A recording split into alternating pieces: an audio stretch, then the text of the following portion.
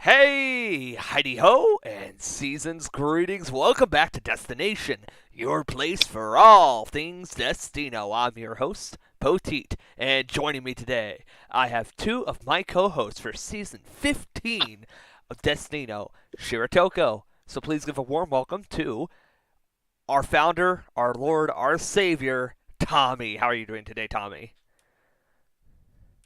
I'm now drinking my fourth energy drink today. I'm doing good. Okay, fantastic, fantastic. What kind of energy drink? G Fuel, the PewDiePie, well, no, it's PewDiePie, the Ninja flavor. The That dude from ninja Fortnite. flavor. Yes, Interesting. Fitting that it you does are not taste drinking the like ninja flavor on disappointed. the Shiretoko podcast, I suppose. It does not taste like Ninja. I'm disappointed. Does it taste like ninja?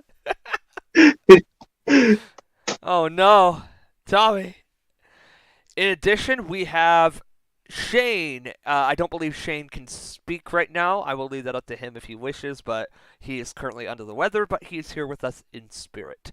So welcome aboard, I'm Shane. here. Oh, fuck. Hi. Hi, Shane. Okay. I guess you don't want me to talk. I'll just speak real quick. Hello. I'm excited to listen and hang out. So it'll be fun. In that order? Um, Reverse it. Reverse it. Okay. We will Yeah. do that. So welcome aboard, Shane. Glad to have you, I guess. Um, we have quite the season planned here and quite the cast to boot. But before we dive into our good old cast assessment, let's begin just by talking a bit about the direction of the season. Let's begin with you, Tommy. So, Shiretoko, what is Shiretoko? How did this location get chosen? Walk us a bit through about your process in deciding to go here. Okay, so I don't know if there was ever a plan to do a Japan season or not, but I was kind of just looking through the internet, aka whatever pops up on my home screen before I log into my laptop, and Shiretoko was one of those locations that actually pop up.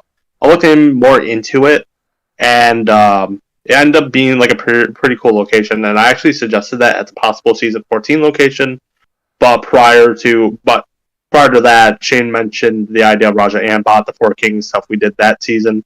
So Shiretoko was just put on hold, but eventually it was just decided that it would be season for season 15, and that's pretty much how it came to be. All right.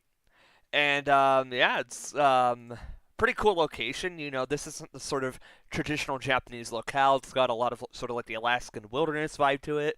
But all in all, this is a pretty cool location, a bit different from your typical Japan setup, not your Mount Fuji's or anything like that. So,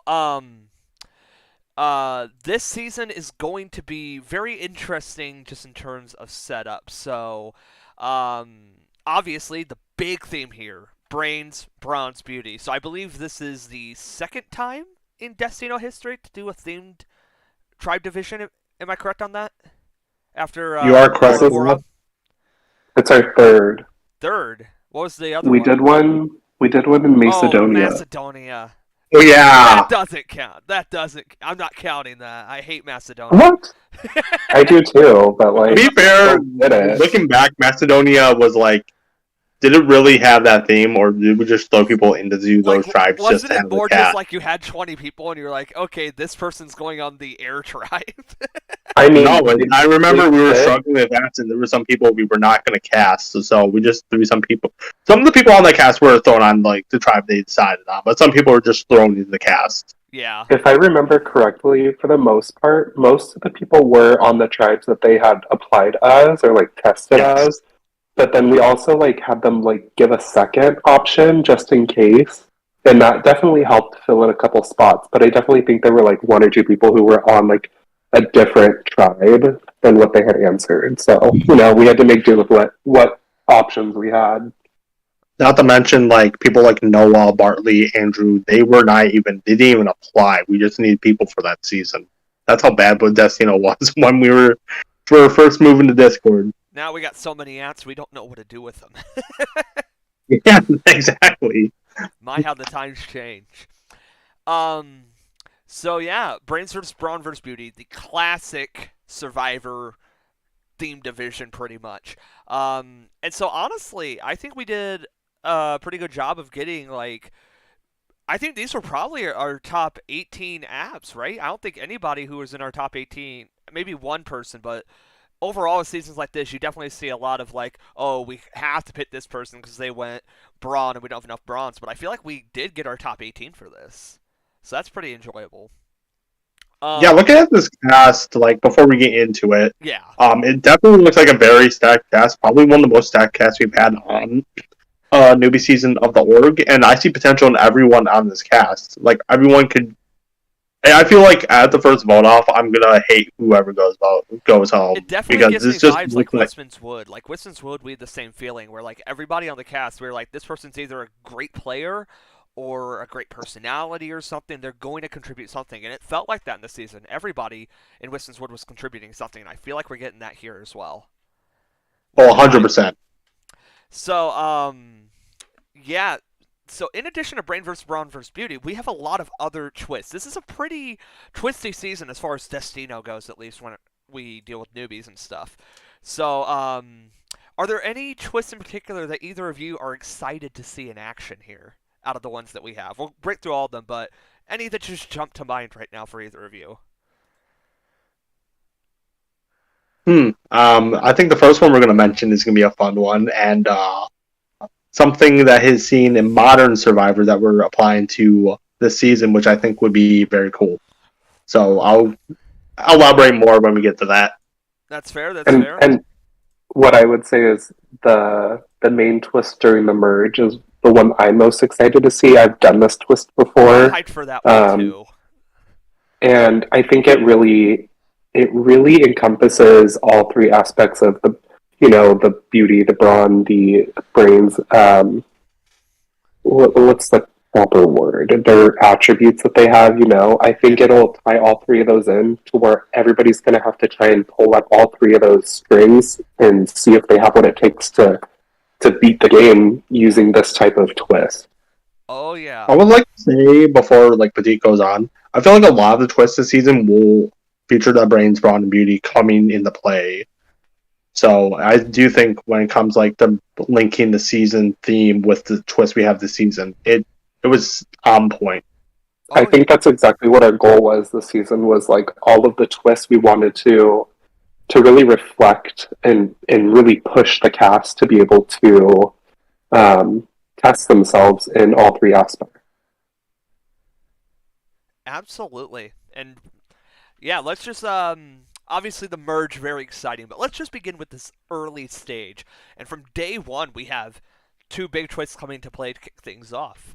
So first off, we're going to come in with the announcement that there are no idols this season. Big game changer. Is this the first time Destino's done no idols? This is the first time. Oh my. So that's already going to be a huge game changer just because, they've been such a vital part of Destino. I mean, they're a big part of any Survivor game. And so the idea that you have to rely so much more on your social or physical game in order to survive, right away, that's a punch to the gut for these people. And then you add in these first 24 hours. They are not going to be split up like normally. They're going to be in a temporary state of one world. And so this is sort of something that we saw in past seasons. We've done this in Kalalet Nunat, in Wistman's Wood. Both those were different effects. But overall, I'd say you could compare this probably closest to Wistman's Wood, where this 24 hours of one world will impact the swap. And so that's going to be a pretty interesting outcome to see how that shakes it up. Oh, I want to mention this. We actually did something, I think, almost exact to this in Langkawi before the Discord transition, where in Langkawi we had a day 0 where they would do the rankings and that would determine the 2 starting tribes with them going back and forth on who they wanted the tribes. And it ended up, and it's just good to see that back. I thought it was good to see in Langkawi. I thought it went well. And I'm glad to see that in play here. And there's that.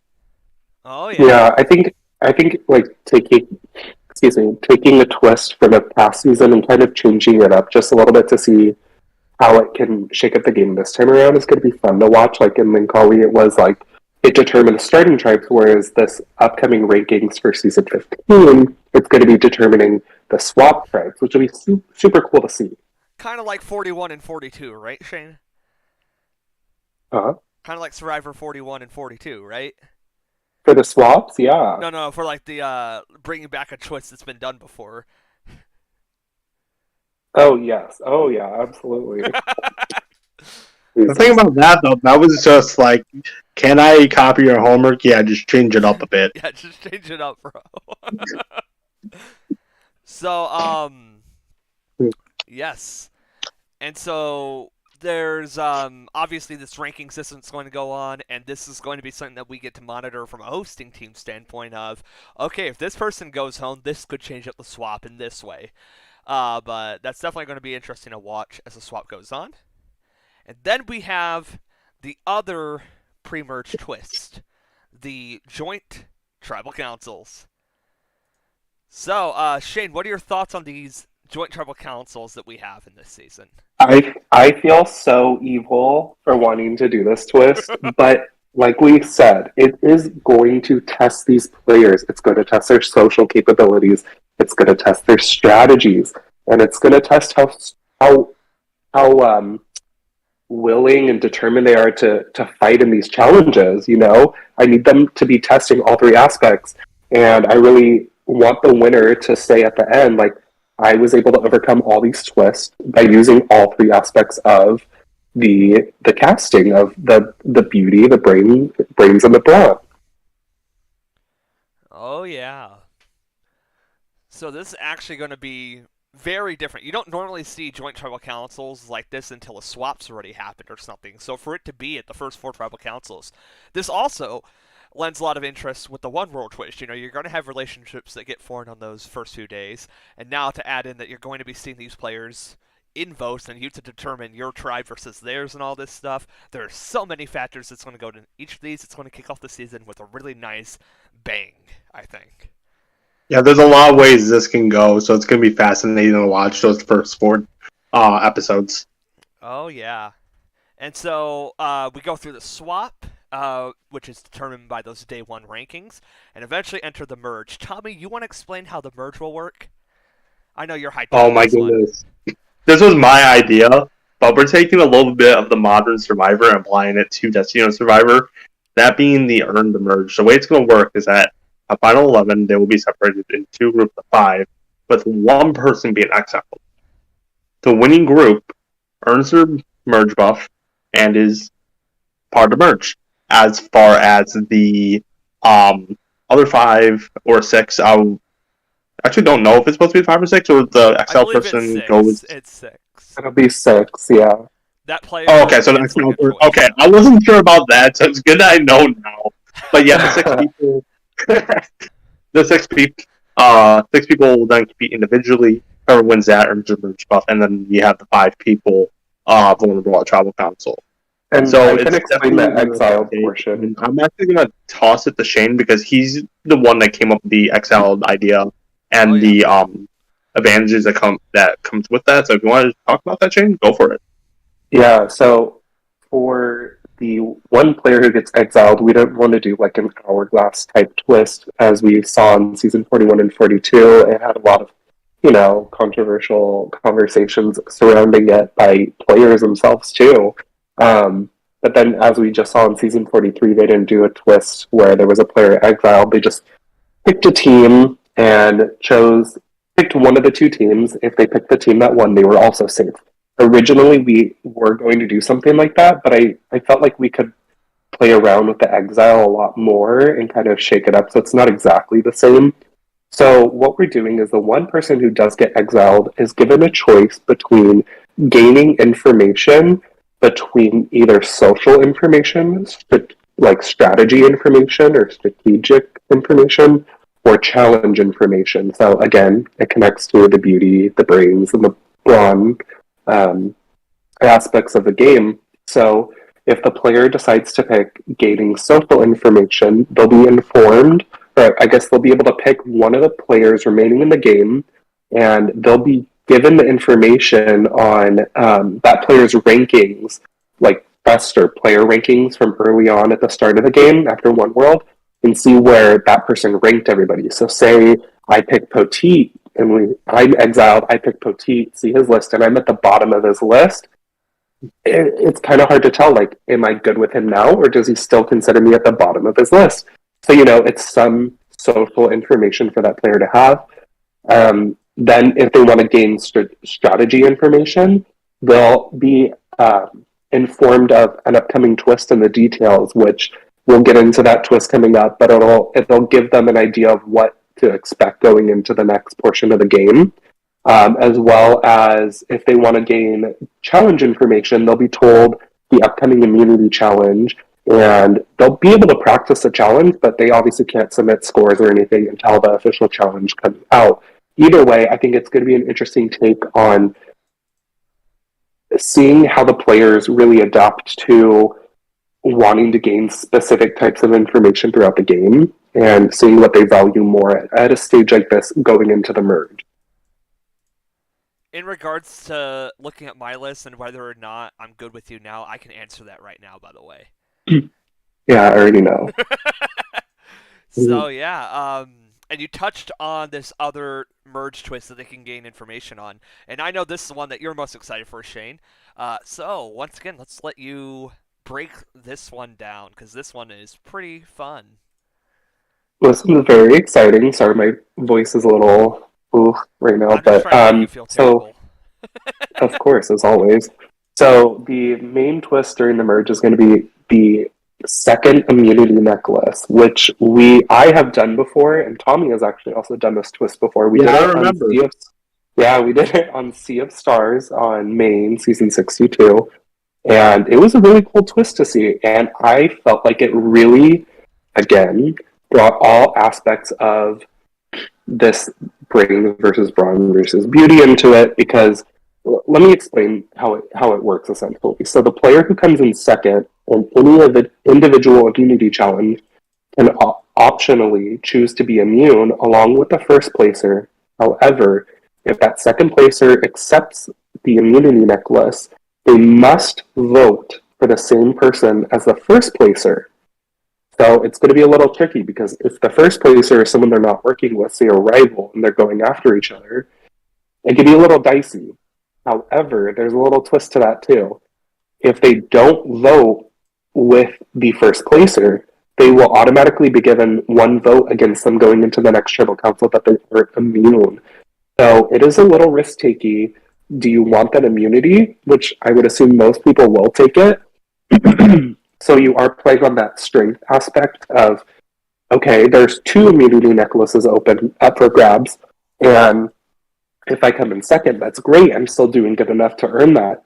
However, now I have to be strategic. Do I want to risk my vote and potentially risk going into the next tribal council with a vote against me if I don't vote or want to vote the same way as the person who came in first?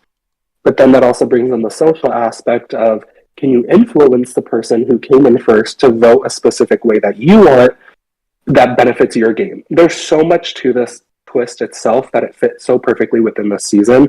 So I'm so excited to see how the players work this twist. Oh yeah, it's gonna be absolutely beautiful to watch when it comes out. I think it all just rolls together. It's so nice and neat. So, before we dive into the cast, is there anything else either of you want to add about the planning, structure, twist, challenges of the season, or do you just want to jump right into it? I just want to say I'm finally glad we're doing Brains versus Brawn versus Beauty on Destino. That's all I'm going to add. Me too. I had just done this on Main season 70, but here we are again. I loved it then. I'm loving it now. This cast is going to be super cool to watch. To be fair, it's a little Listen, different I with was the main one version, say isn't like it? before we get into the cast, I just want to say this is probably one of the cutest casts we ever had. Cutest cast? Yes, I feel like Shane would say the same thing. That's why I'm saying it. You're just beating Cutest? Shane to the punch. Cutest cast of all time, according to Tommy. Let's go. I mean, yeah, it's a good looking group. So wait, Tommy, are you going to make a statement? Now, are you going to do a tier list ranking the cuteness of every cast in Destino history? I will probably make a list sometime in the future. It's It won't it's a be tonight, new The tier list. cuteness but tier it will list. be sometime. Now I feel like I have to. Oh It's the new no. tier list.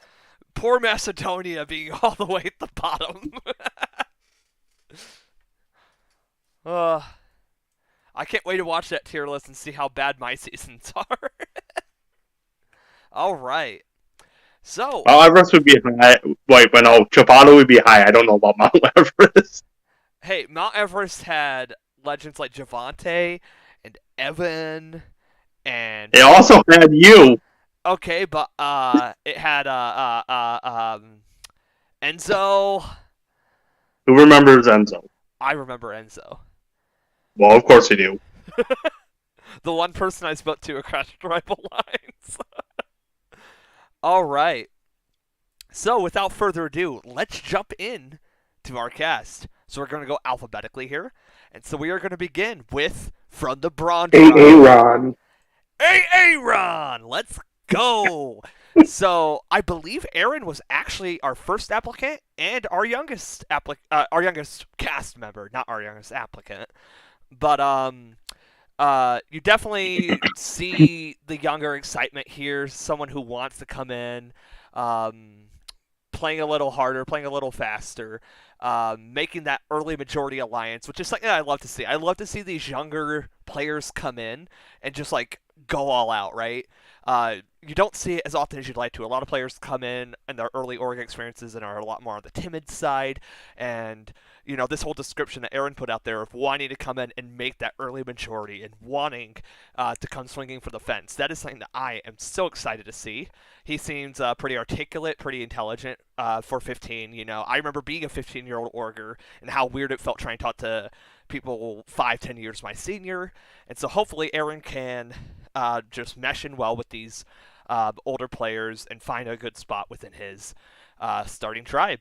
But yeah, I'm pretty excited to see how Aaron works. He's been um, pretty excitable in the casting process so far. Do either of you have any immediate thoughts on Aaron? Aaron is reminding me a lot of when I started orgs back in 2019, just wanting to be aggressive. But I feel like Aaron would be knows how to channel that for the better and not like go too aggressive to where he might be seen as an early like target. Plus, even though he is younger and looks like news orgs, he does have a little bit of experience that could get him by. Oh yeah, and I actually like that. We have someone here who is classified as brawn in real life, and this isn't the only brawn that fits under this. But Aaron talks quite a bit on his love of exercise and sports and everything, and traveling, and that's always so cool to me. Brawn is the hardest category to cast, and very early on in this casting process, we were looking at our applicants, and it was like we had like 12 brains, 12 beauties, 4 brawn, and so it's always nice whenever you have people who go into this brawn category and actually really commit to and fit the theme like throughout their daily life and everything. And so I always enjoy reading that whenever we're going through this stuff.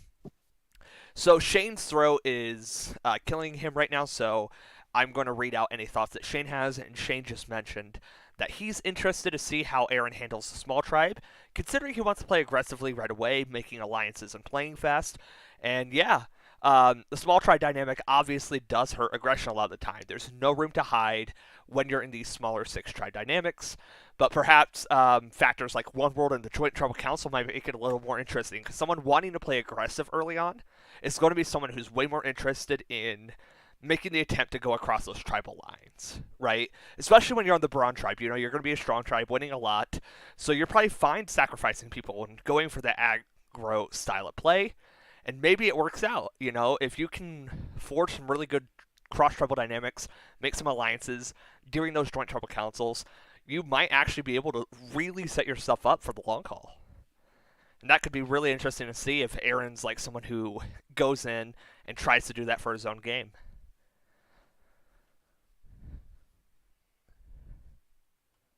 And Shane is typing.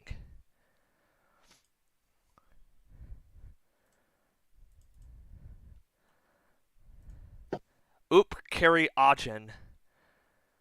No, Shane, if you have a thought, you can type it. You can type any thought you have, Shane, if you have any. We will wait. We will wait for you. It's for the next person. Oh, okay. Well, in that case, let's move on for the next person.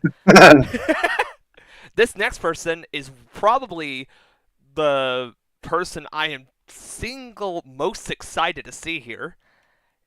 It is Alex on the Kumyu tribe. So, to speak on Alex, I have known Alex since 20 late 2016 probably. So Alex came in this huge wave of orgers, who all came over from Epic Mafia to the org community, and it was a long time that these Epic Mafia orgers were all like swarming over, right? And there's a lot of big names in the community that came over in this wave. For instance, Tommy, I know you know like Jake and Mega Man, for example, part of that wave. So many big names at the time, and personally, my experience with Alex comes from hosting. I believe I played with Alex a couple times, but Alex played the first season of an org series that I started that was infamous at the time called Pantheon. Very different style of org. And Alex came in, was this dominant, powerful social player that won the initial player of the season in our first season. And I think Alex is going to come out and kill it. I think it's been long enough that Alex really has lost a lot of the name recognition. While there are going to be some players in this cast that do recognize them, I don't think it's going to put a damper on their ability to play. And I think Alex has so much social savvy that I really do not see an early exit in their future here. And I'm so hyped that Alex is giving Destino a chance this season. So, I'll read out Shane's thoughts, and then you can go, Tommy. Shane says, Sounds good. Alex is one of the players this season I have high expectations for. They give me badass, cutthroat vibes. Based on her resume, she's going to be someone the other players need to look out for going deeper into the game. I believe they'll be able to set themselves up early on and carry themselves going into the merge. The merge may be a speed bump, but I believe they've got what it takes. Oh yeah, Alex is a very, very capable player. I'm personally very hyped. Tommy, what are your thoughts on Alex? Okay, so my first the first I've ever heard of Alex was actually through 703, looking at the wiki and seeing she won Halasan.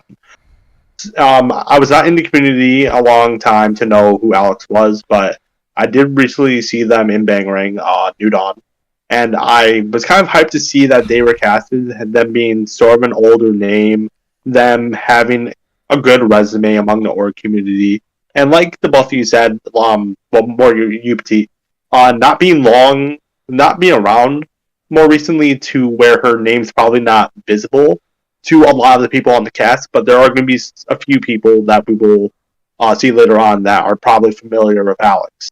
I do think Alex is destined for a deep run in this game. I do think I'm even going to say, I think she's a potential winner pick, if not my winner pick.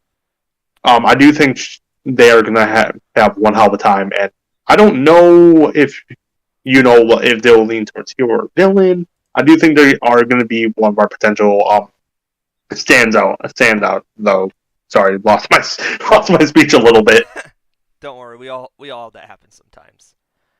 Yeah, personally, in my experience with Alex, I always tend to see them leaning a bit more in the heroic direction, but obviously, people change season to season, and it's been a while since I've really seen Alex play, so it's difficult to make a prediction on that front, but Alex is definitely someone who could be a winner threat. I'd say the one thing that could hurt is if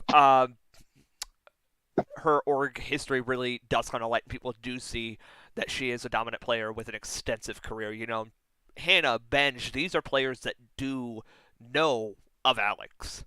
And so hopefully that works for her and not against them in this season, but only time will tell. So with that said, let's move on to our third player. And this is Barbie from the Beauty Tribe, Uganda. So Barbie definitely comes across as a big character. I mean, you can see that in the submitted avatar here, right? You can see that. It's so clear. I'm reading their app right now, and I see it. Oh, yeah. just a little all over the place, extensive like experiences in life already, very um I wouldn't say Debbie level, but it's just It's all coming over off the as a little place. bit of a Debbie, so I get what you mean. Yeah, exactly.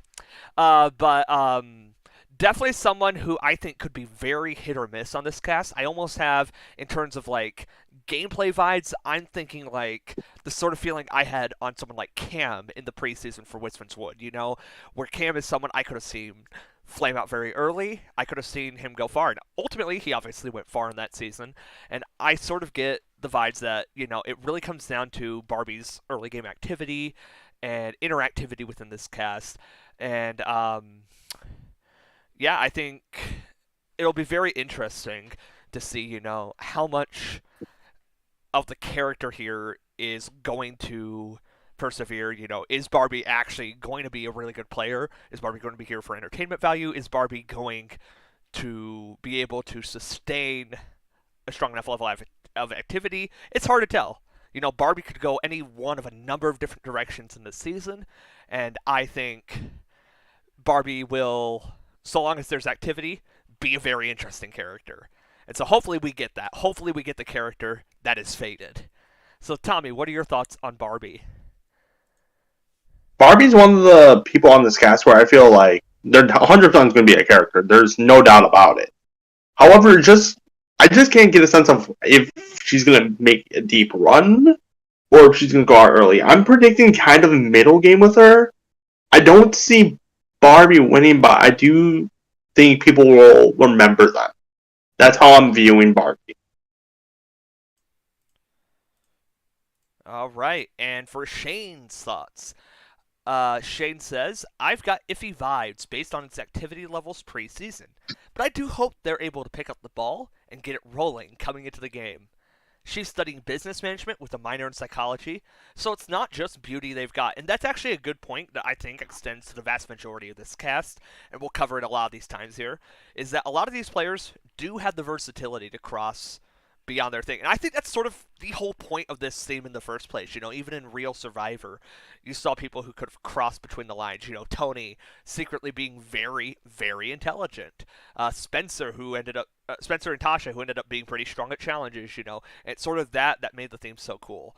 And so I hope that we definitely see a lot of that this season. People who are sort of multi-classing, as it were, between the three core philosophies here. But with that said, we can jump on to the next player, who I think is going to be probably the biggest fan favorite on this cast the second they're announced, or one of. Benj. So Benj, massive, massive name in the community. Probably will mean that, I mean, that's a very uphill battle to climb. You are a two-time Survivor Org Wiki winner. You've won all these other orgs. You are known for being a strong challenge player, a beast of a social player. There's so much that could work against Benj here if people do an ounce of research. But Benj, being a strong player, I think gets him through a portion of the early game, right? He does know, in particular, Alex and several other people in this game on other tribes. I know Benj knows High. There's probably a couple others. Shane may remember the other connections better than I do. But Benj is a dominant, storied org player, and it's so cool that he's giving this series a shot this season, and I hope he goes far. I don't know that the cards are fully in his favor to get the dub, but whatever he does, it will be very skillful gameplay that I think that we ultimately get to see from Benj here. So, Tommy, what are your thoughts on Benj? When I seen Benj applied and accepted, 2019 me just came out. I was so excited. I've always been a big fan of Benj ever since I met the guy. I met him when he was hosting me in 703, my original season. And he during that time he actually won Tasmania, if I recall correctly. And ever since like then, I've just been the biggest Benj fan. So I'm glad he's finally playing. I do think Benj is 100% going to make the merge. I don't see a reason why he wouldn't. I just as far as it's potentially winning, that's where I'm. He could honestly. I'm just not 100% sure because I don't know if his like legacy, kind of like what you mentioned with Alex, is going to come into play with that. Come into play. But overall, I think Benj is going to be a standout this season, like one of our stronger players. For sure. And to quote Shane now, Shane says, I cannot believe Benj is playing Destino. I've been annoying him to apply for a while now, so cheers to finally getting him on. He's a strong player in the community, and I fear with these smaller tribes, he could be in danger if not careful enough. I think the Joint Tribal Council twist could be used to his advantage, but also work against him if the others catch onto him quick. Absolutely. And so Well, no wonder he's playing now. And Shane kept on annoying him. applying out of sheer like just being PO'd. Just shut up. All right. Well, with that said, let's jump onto the next player, and this is Cam. So, just a fun little thing, if any of you are seeing it at this point, Cam is the model for the Destination Magatar creation episode. So, I want to get approval from Cam, so if you don't see that, it's because we did not get approval. But, yeah, Cam strikes me as one of, if not the most under the radar player in the cast. You know, someone who's going to be a little stealthy, a little unassuming. And I think on a Brawn Tribe, that's actually a really good thing, because on a Brawn Tribe, the only thing you need to survive is to not be the worst in challenges. And so, still a relatively new org player, very little experience. But I think he's just going to be a chill guy, and that'll probably work out for this early stage of the game. And I hope that we get to see the opportunity for Cam to come out and unleash some stronger, open gameplay, you know. But overall, a chill baseline personality does not hurt in these early stages of the game. It will usually do some good so long as you're somewhat active. So I think Cam could be sticking around for a pretty good amount of time. So, Tommy, what are your thoughts on this Cam fella? Well, it's good to see a relatively new org player play Destino. I've always loved. We've had a few people that made Destino their like first org, and it's good to see like newer org players play this org. As for Cam, there's just something about it where it's like he's sort of a dark horse. I can't really get a read. He says that he wants to be coaching challenges and he's banking on a social game to get through. And depending on how the Brawn do, he may just be able to do that. But there's part of me that just thinks he probably will go Premier. I don't know for sure, but that's the vibe I've been getting. All right, and Shane has a very different read on Cam than I do. Cam strikes Shane as someone who will be loved by a majority of this cast. He's not afraid to play up his personality, be annoying, and cause chaos. He's going to be a funny character to watch play, and I hope to see him do well this season. That's personally not the vibe I got. I did not get Cam as a huge character, but I'd love to see that come out if Cam does end up being like this huge character. You know, he mentioned a little bit of that, but that's still not the vibe I got even with that mention. So if Cam does come out with that huge personality being that source of entertainment, that would be amazing. We always love to see focal sources of entertainment here. That's why I got to read a wild card because I don't really know about Cam. Yeah, and that's completely fair. You know, with these newer org players, you really can never tell. And so yeah, hopefully Cam gives us a good show. And moving on, we have Sire, I believe is the pronunciation, according to what I looked up. I think it's Sire. I may be wrong on that, but that's what I'm going to say for now, unless I'm. I am actually going to look at the pronunciation on that as it comes to mind. Yeah, I looked it up earlier, and I don't remember if that's at 100%, but that sounds right. Sire is what I remember hearing. So, Sire comes to us from Survivor Org Wiki. Shane will probably have a better knowledge of how that season went down, but one of the things that Sire, I got it right. Let's go. So Sire, alrighty. The thing that stuck out to me the most is that Sire is an older org player. You know, you don't see a lot of players above like mid-20s nowadays, and so having someone who's in their mid-30s and everything, that's going to be a breath of fresh air, just in terms of personality, in terms of interest, in terms of maturity levels. It's going to be a different focal point. It's going to be a little interesting to watch. Um, and yeah, I think Sire definitely has what it takes to be a great player. I've not really watched Sire play personally, but definitely has a pretty strong history in orgs, some deep runs in games, so that's always pretty fantastic. Um, and I just think strikes me as a very capable, well-rounded player that I think can do really, really well in this season. So Tommy, do you have any immediate thoughts on Sire? Well, I just want to mention with Sire, with the no idol twist, Sire had to deal with that on the main org. So that is something he probably knows how to maneuver with. So he has that advantage.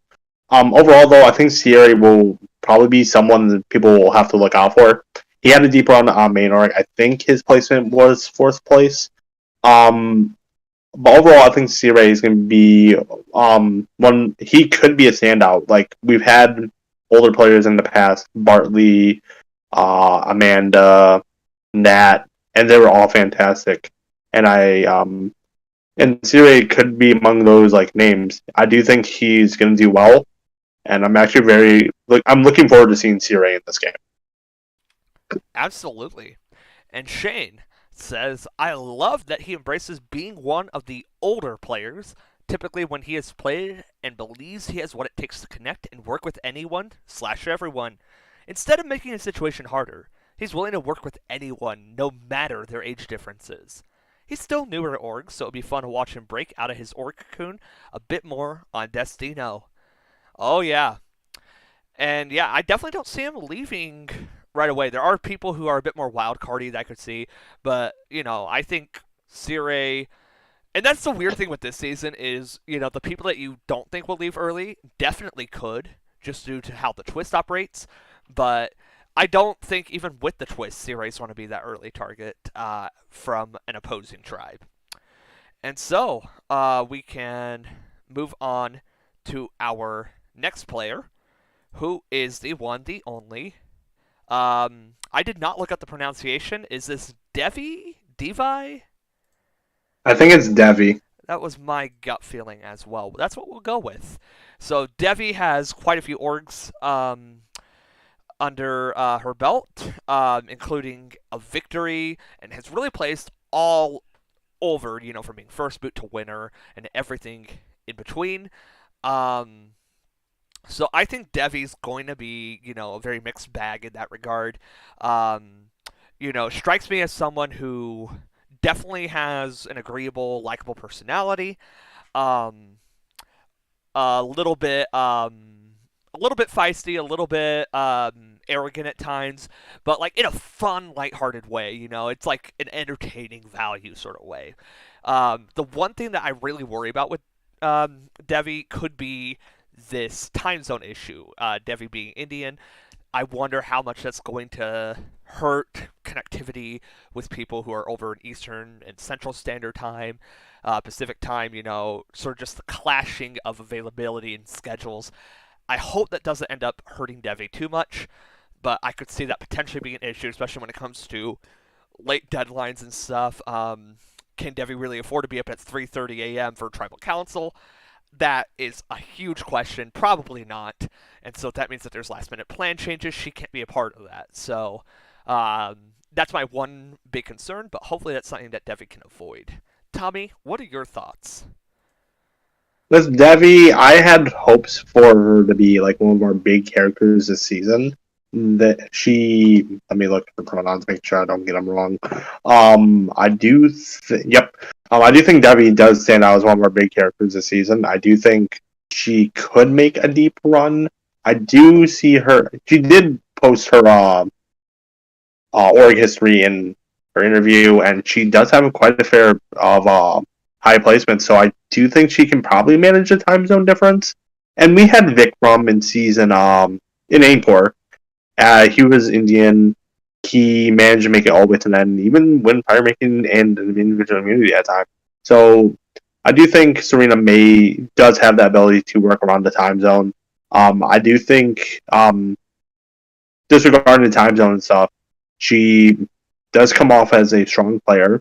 And I think she's going to do well. I think she's going to be a character. I think she's going to do well. That's all I have to say. And then we have some thoughts from Shane. Let me tell you, I believe Devi is going to be a player people sleep on this season. Based on the resume we've seen, she's got the capability to make it far in these games. And she's bisexual. So legend, icon, queen, winner? We'll see. I feel like Shane wrote that out just to see if I would say legend, icon, queen, winner. And you did, and I'm very happy. The next Thank the you. next one's gonna have a fucking keyboard slam, isn't it? All right. So, moving on from Devi, we have a player that I'm hyped to see. I've hosted him before. Tommy's hosted them before. It is Grady. Grady was my favorite player in Solas. I don't know if you agree with that, Tommy, but Grady was my favorite player.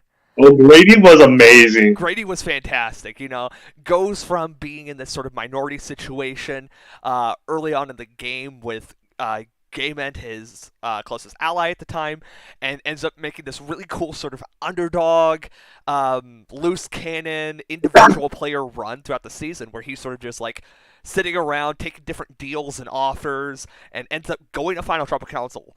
Unfortunately losing, but pretty cool run overall. Was really entertaining to watch. Grady was a fantastic addition to that season on Survivor. Not to mention, Grady lost in a tiebreaker. Oh, yeah, that makes it even worse. Yeah, it was a 3-3-1 tie. Yeah, at Final Tribal Council. And, we've had our share of those in Destino recently.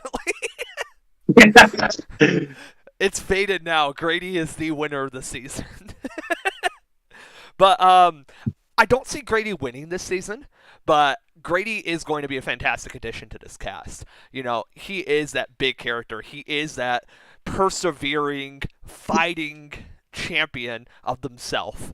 And, yeah, I was super satisfied with seeing Grady play the last time that I hosted, and I believe they can be a fantastic, well-rounded player in this cast here. Tommy, what are your thoughts on the one and only Grady? Grady is going to be one of our compies this season. There's no doubt about it. I think he may have a sense of likability to where he will be able to manage to get through the game. As you said, you don't not thinking he's going to win. I do agree with that. It doesn't mean he won't, obviously. However, it will be a difficult one.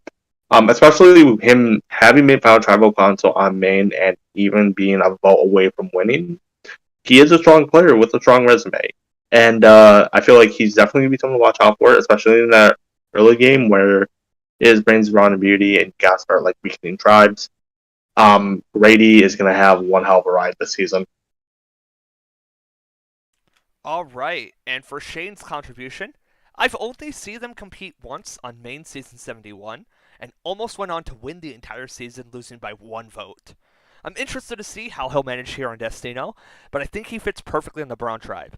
Will their challenge strength become too noticeable and leave him vulnerable at the first opportunity they're potentially not immune? Is that a question or a statement? I feel like Grady, I'm just going to add this right now.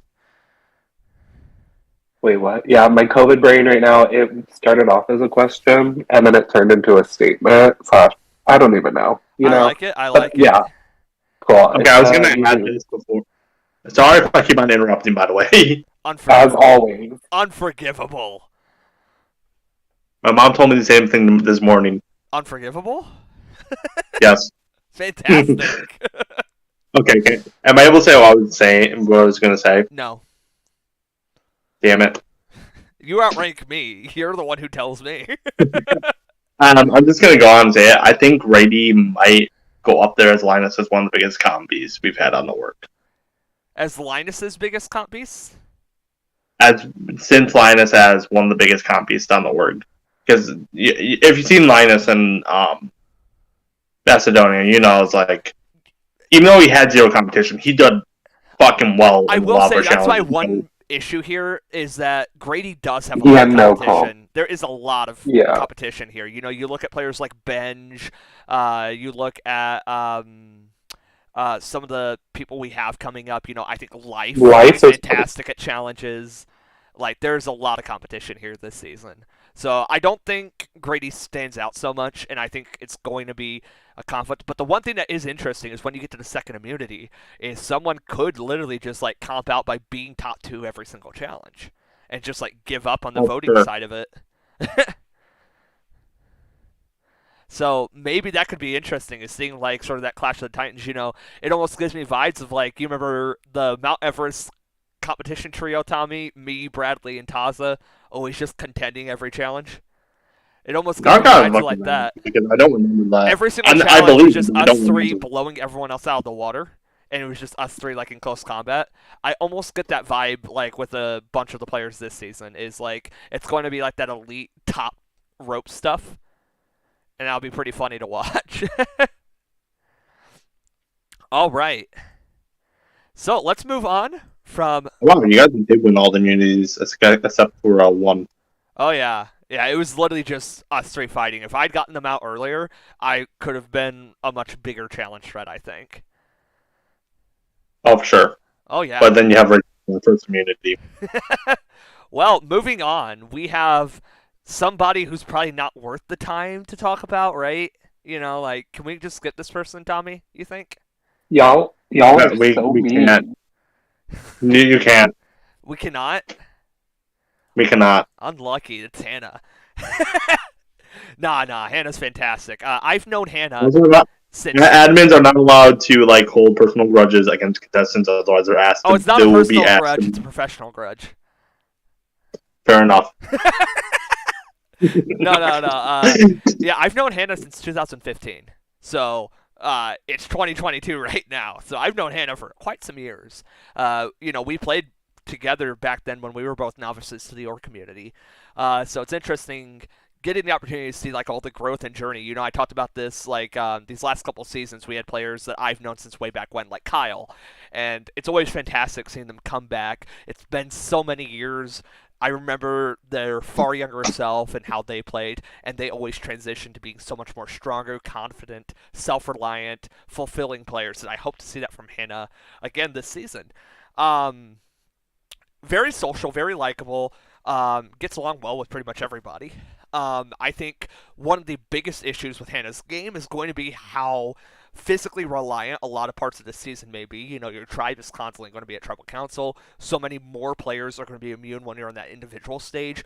Hannah, self-described, is not good at challenges. We used to give her like a ton of crap about this, about how like it felt like at times Hannah didn't try in challenges, and I think Hannah does try, but it's not the best performance. Hannah will tell you that herself. So I wonder if that's going to work against her in this game, because I think more so than anyone else, Hannah strikes me as a big challenge, not liability, but like not a challenge player outright, not Braun. Um, but Hannah's going to be fantastic. Everybody loves Hannah. I think Hannah's going to have a good time here in the season. We've been trying to get her on for several seasons in a row now. She's finally given us a shot. Hopefully she takes it for all she's got. Tommy, what are your thoughts on Hannah? First of all, shout out to Emma for finally getting Hannah to play. And I actually did recently play with Hannah in Legacy Cappy's org. And I can tell you this: Hannah was a strong player. She was a player of the season there. Just from my one-on-one conversations, her she's extremely likable. One of my favorite people I've actually met in org in this year. I do think Hannah will be one of those players that will make it deep, despite the handicap of not being the best at challenges, as you mentioned, Petit.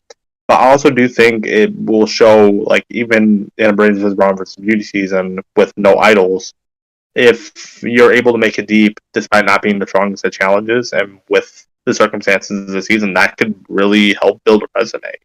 So if Hannah's able to make that deep run, be seen as a contender, that could help her if she does make it to that end game. And from Shane, she is going to be a killer player. I played once with Hannah, loved playing with her, and even though our time got cut short together, I got to see how she excels as a player early on. Her spunk and drive as a player and capability to draw people into her will benefit her in many ways. Interested to see how she maneuvers this season and see if she has what it takes to win. And obviously, we know Hannah has won before. Famously Bangarang, the first ever Bangarang winner. And so, yeah, I just hope that all this time later she has grown with the level of competition, because orgs are so much more competitive and dynamic than they were back then. And can Hannah keep up with that level of changing gameplay that was not as present back in 2016, 17, 18 when she was playing so much more? So, moving on, we have Hi. So, I am not super familiar with Hi. I wasn't even aware that they were this relatively big name in the org community who's played like indie org several times and plays super high and stuff. So it was a little interesting getting the chance to read up on High's org history and stuff, which overall looks really, really solid. Um, and so I think High is coming in, you know, maybe not so much of like a big like gap in org history as players like Alex and whatnot, but definitely someone who has been out of it for a little while and coming back in a little hyped for the experience. There's nothing quite like a veteran orger who's been out of orgs for several months, even years, and coming back and giving it their all. And I think Hive sounds like they really, really are coming in with that sort of passion and reverence for the org. So, I think High is going to be a pretty strong player, especially in the social. I feel like High just strikes me as a very powerful social player. Ultimately, they're on the Brawn Tribe. And so, are they going to be like that social key to the Brawn Tribe? When you think about like bringing strengths to the table when it comes to this cross-tribal stuff and everything, having a really strong social player in your strong tribe wheelhouse may not be such a bad thing in terms of trying to conquer numbers or even just garner information. So overall, I think High is going to be a pretty solid force this season. Tommy, what are your thoughts? I'm very excited to see High back in the community and giving Destino a shot. I played with them briefly in War of the Orgs on 703. They left the game very early on because of personal matters. It's nice to see them leave because I know they are such a strong player. Just seeing them on Indie, having made Final Tribal Council twice, being the player of the season twice. I think High could be one of our winner picks this season. I really hope, like, with the time that they took away from orgs, they recuperate and are just here to have a good time. All right, and for Shane's thoughts, Shane believes that he tried to get them to apply a few seasons back, but to finally have High on a season in Destino, he's thrilled. They're a player some people may recognize from Indie, but they took a little break, so maybe their name has died down a bit since. Either way, they're going to leave their mark on this season, and he has a good gut feeling to see how they play. So, yeah, High seems very, very promising. And let's jump over to Iris. So, you both know Iris a bit more than I do, I believe. I believe you both played with Iris, as a matter of fact, in addition to hosting Iris. I just saw the game I played with Iris. I didn't realize I played with. I could have played with all three. Like, all four of us could have been on that season together, too, funnily enough. If it's Wait a sec. Wait, Shane. Is this, I'm not going to refer them from their dead name. They were 13th place in that season. 13th? Yeah, 13th Let me go back and chat. Because it said Sea of Stars on their Oh, wait, not that season. I'll drop who they were from the season you played, if you want. That's who. Gotcha. Yes, I remember playing with them. So all four of us go to play together. What did that? That's wild. Yeah.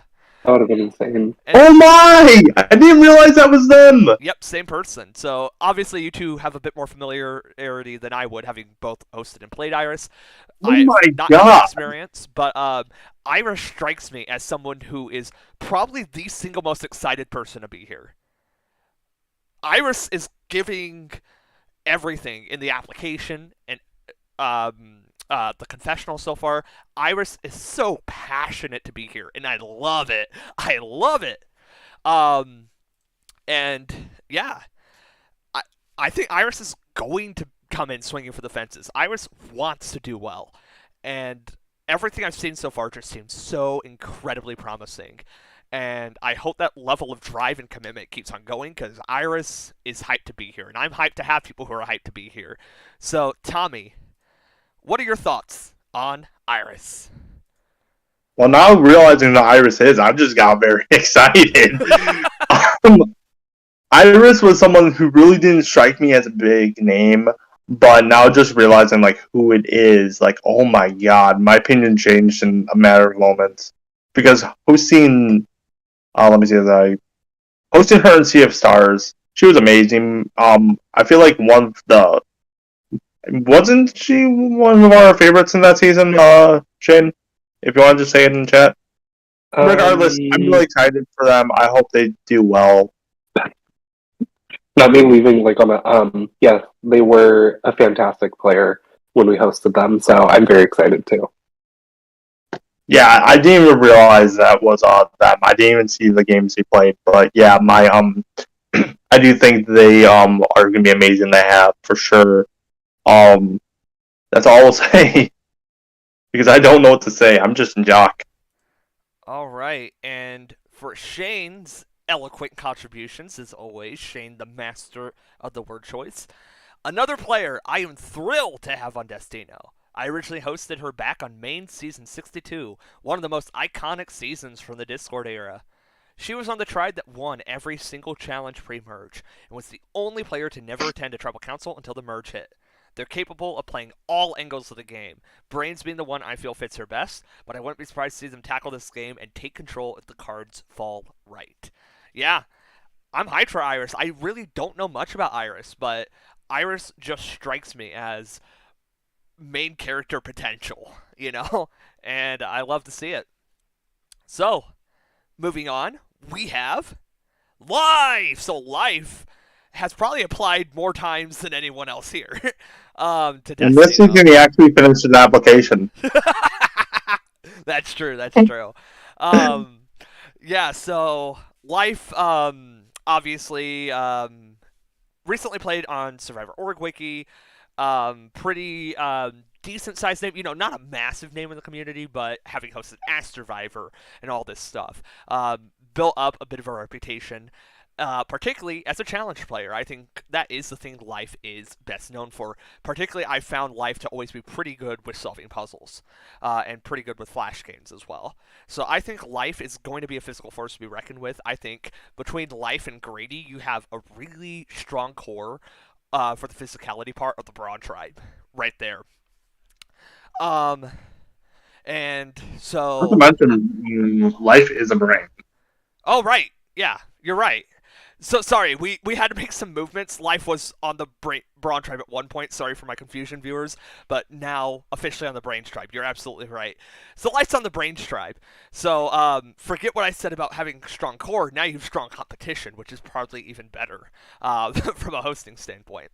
But yeah, I think Life is going to be sort of not the central figure, but maybe sort of the mascot, the supporting pillar of this tribe, just because he is going to be so key to the physical success, and I think he's going to be active, well liked, respected within this six.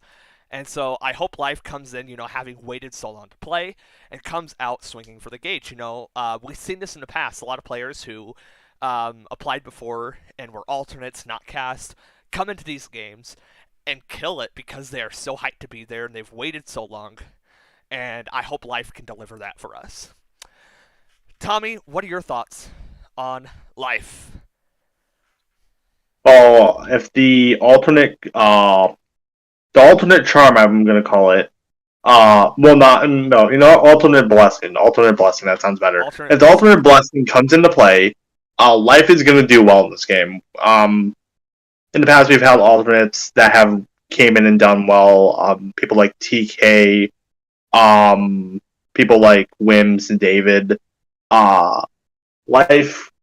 He says he wants to play a UTR game. I think he's going to be able to do that. I just don't know how far he's going to make it because part of me thinks pre-merge, part of me thinks early merge. I just don't see him making that. And that's no disrespect to him. I just think with how Zach this cast is, there's going to be those players that we would love to see get to the end, but they're just going to go out earlier than we anticipate. And I think Life is in that category of people. Life is going to kill your favorites. Life is, or is it slay your favorites? It's one of those two. Life is going to be the champion. Calling it now. Take the L, Tommy. For Shaden's added bonus, let me tell you, after seeing Life consider applying, opening an app every season for the past year maybe, to finally see him casting on, it's going to be fun to watch him play. Geez, Shane, you're really fed up with the open apps, huh? I do hope he makes it far, since he's a fun player to see compete. Absolutely. Absolutely. So, moving on, we have... I think I hosted Life's first org, actually. What, sorry? I think I hosted Life's first org, if I remember correctly. Really? Yep.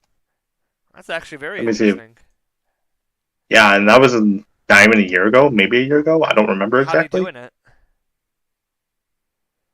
He was eliminated, but he got re-entered the game. I think he got like fourth place or something. It was a Big Brother UK game for 703. You know, I've never been asked to play that, but my mom has been asked to play it. Your mom. It hurt my feelings. They just walked up to my parents and was like, Nah. "Hey, would your mom want to play Big Brother UK?" And I was like, "Yo." Oh, okay. Just update on Life. He got third in that game. That's pretty good, right?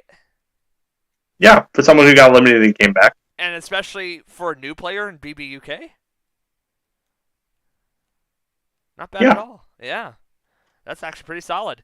So, let's go ahead and move on to our next player, a name that I was completely unfamiliar with, but I was sold on right away, Max. Max had probably my single favorite interview this season, quite frankly. Came out of left field and just came in with so much personality, very one-track mind. Every single thought that went through Max came into the interview chat. I'm looking at the poster made the question he put Giga Chat on there. The Giga Chat part was classic. Yeah, like literally every single word was literally just like word vomit from his brain. He literally typed every thought that he had at that second in the chat, and it was fantastic. He was so entertaining. I actually laughed out loud reading parts of his interview, and I think he is a character, and I want to see his confessionals this season because they're going to be fantastic. However, this type of personality I can attest because I've played with this style of talking before. Rubs people the wrong way. It does. Unfortunately. I wish it didn't. If I was playing with Max and he talked to me like this, instant Final 2 alliance right there. But it's going to rub people the wrong way, inevitably, right? I don't think people are going to buy into it. I don't think people are going to love it all the time. You know, it might help out for a while, but at some point people are going to find it grating if this is him all the time. So maybe he turns it on and off. You know, maybe this was just the way he did the interview. But if he talks like this all the time, unfortunately, it will probably not succeed forever, which sucks. I want to see him stick around. I want him to keep this in confessionals, and so I hope he can deliver on the survivability front. Tommy, what are your thoughts on Max? Just ran through the app, Max gives off the vibe of a 16-year-old that drinks bang energy and plays Call of Duty. Is that all? No. I do agree with you on being a character, but I also do think we're not seeing something like I'm looking at his like org history. He has 1 month, and he's had a deep run and a decent run. So I do think, although he may come off as a character, he probably could. He probably will be able to channel that. I do think it will be kind of similar, maybe to a sense of Jacob from like season 69 of Maine, which I don't think you've seen him, but he was more so like I hosted him type of in guy who went off. 703 challenge, so I'm familiar with Jacob. I'm fully familiar. Oh, okay. Yeah. Yeah, he may come off as a guy that's like maybe arrogant and confessional. It's kind of like the Gate Chat there, but in the Tribe Chat, a lot more tame. He was But not I do tame think at all in the challenge, to be fair. Shane knows. Shane knows. I mean, I didn't really follow that Yeah. season's challenge. I just know Wait, him. what do I know? Jacob was unhinged in the challenge. Oh my In God. a fun way. I found it absolutely entertaining. I loved it. So the way I'm saying I it, the way I'm seeing this is that Max is just pretty much Diet Jacob. Diet Jacob. Diet Jacob. Oh my God. I mean, if what I saw from Jacob is what Max is, that's fantastic, and I want it. I want it. Wait, let me ask. Jacob has never played Destino. That's yet, correct. right? Yo, is Max Max literally Jacob confirmed? No. Hmm? I have a story about Okay. Jacob in the Orc Olympics about him having like 8 alts he removed. Like the same one that we played? Yes, the Orc Olympics, the one last summer. The one that I got banned from? Who hasn't been banned from that? We got banned because we backtalked the hosts. You also said the rigged, so yeah, that's fun. Yeah, we were literally just backtalking the host the whole time. It was fun. And then we got banned because we were spamming Peru emojis and backtalking.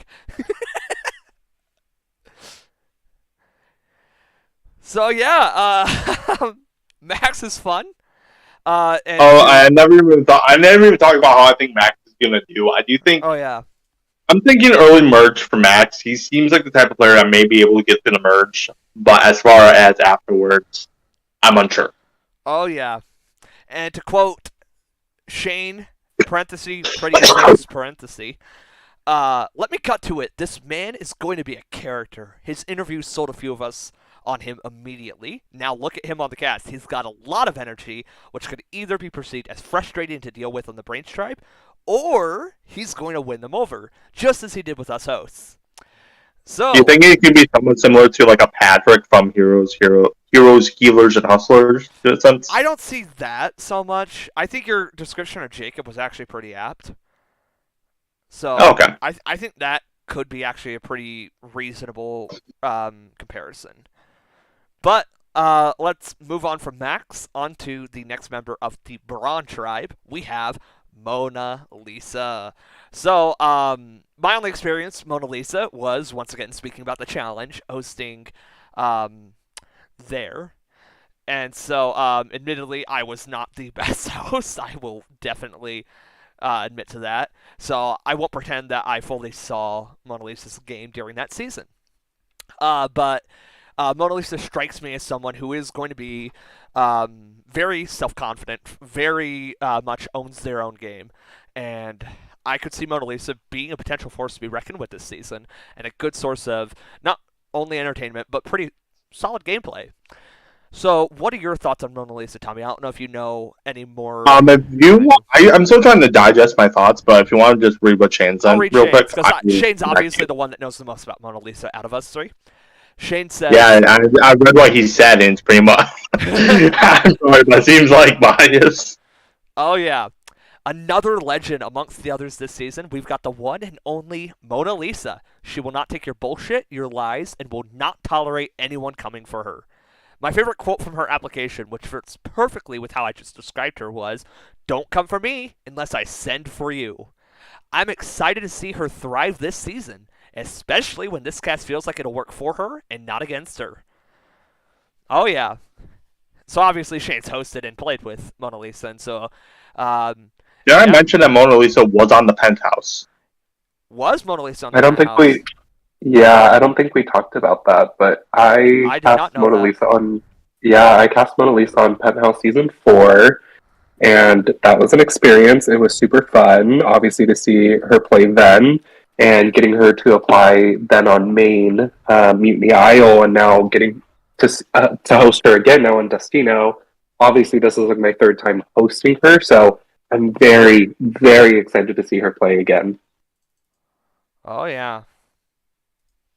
Also, speaking of Penthouse, what happened? Where's episode 4 or 3, whatever it was? Let's not talk about that right now. Let's not talk about that. Let's get past that. Okay. As for my opinion on Mona Lisa, I think she could do well.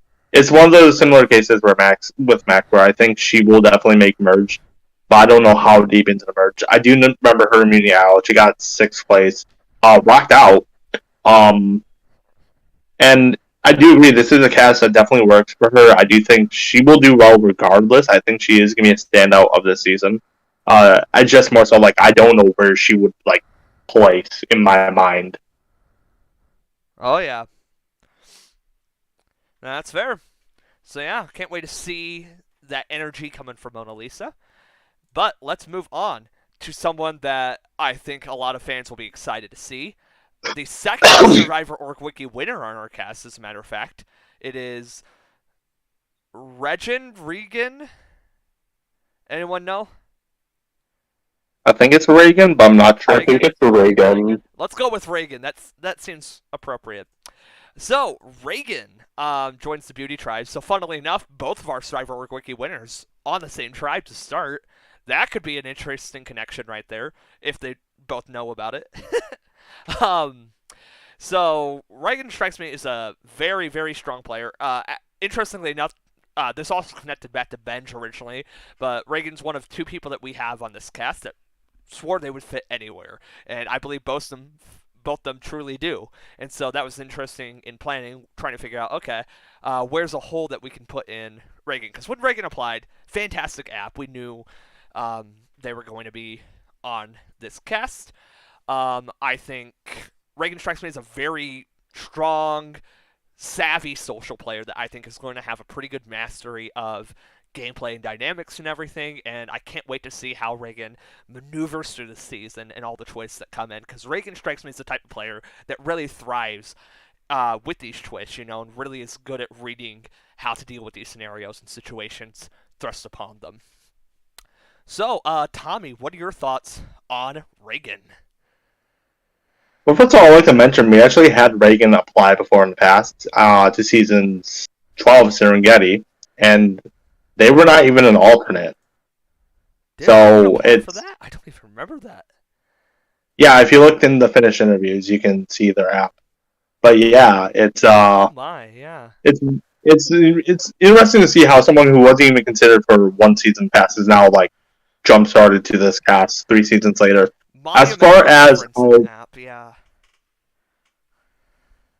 as far as how I think Reagan will do, I do think he's gonna have like a mid deep run into the game. I think he's gonna make it past Same. ninth place. That's all I know. As far as how I think, as far as okay, I'm losing my speech. It's 3 a.m. for me, by the way. I'd like to mention that. Don't worry. I just don't know where Reagan would fit into, like, as far as placement. I do think he's gonna do well on their original tribe. Just looking at it, and that's all I have to say. Oh yeah. So for Shane's thoughts, we have I think one of the more recent icons of the org community. They pulled at many people's heartstrings in their recent orgs, so I expect to see them be a fan favorite coming into the season. They're on the Beauty Tribe, which I'd say is perfect, considering they want to play a Cersei field style game. I'm making fun of you on camera, Shane. Um, they're adapt- they're You capable did of. not just say Cersei. That's what you typed. No. Yeah, you typed that, You Shane. typed it. Literally read But, it back. oh. They're Anyways, so Reed, I was just reading what I was given. They're capable of adapting to situations, which is very important in these games. A top pick for me this season. Absolutely, yeah. So yeah, we have Reagan, and now we're going to move on to, I believe, the final member of the Beauty Tribe. Hold on. Before we move on, I have to redeem myself. I did not type that. I copy and pasted from What do you mean Reagan's you copy and pasted? application. Wait, did you? Go look it, and it says Did you Cersei really? Field. Yes. Oh my. I'm Also, trying to I'm type like and keep up with y'all. agree that So we are copy and like. paste is going to save me Oh my time. It was gosh, not it me. actually does. You can blame Reagan.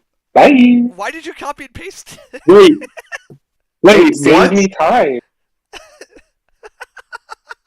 Wait, I'm curious if Reagan actually spell it like that? No, Reagan Oh did. my I'm looking at it Yeah. right now. It's the answer to question They, 4. they did. I mean, I liked Cersei in their original season. I'm gonna be honest. Cersei.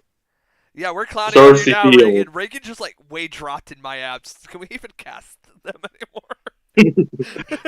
Oh my god.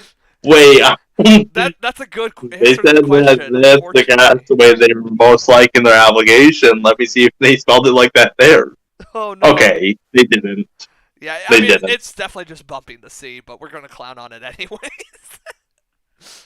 That's a pretty good answer to your question there. Unfortunately, you made a minor spelling error.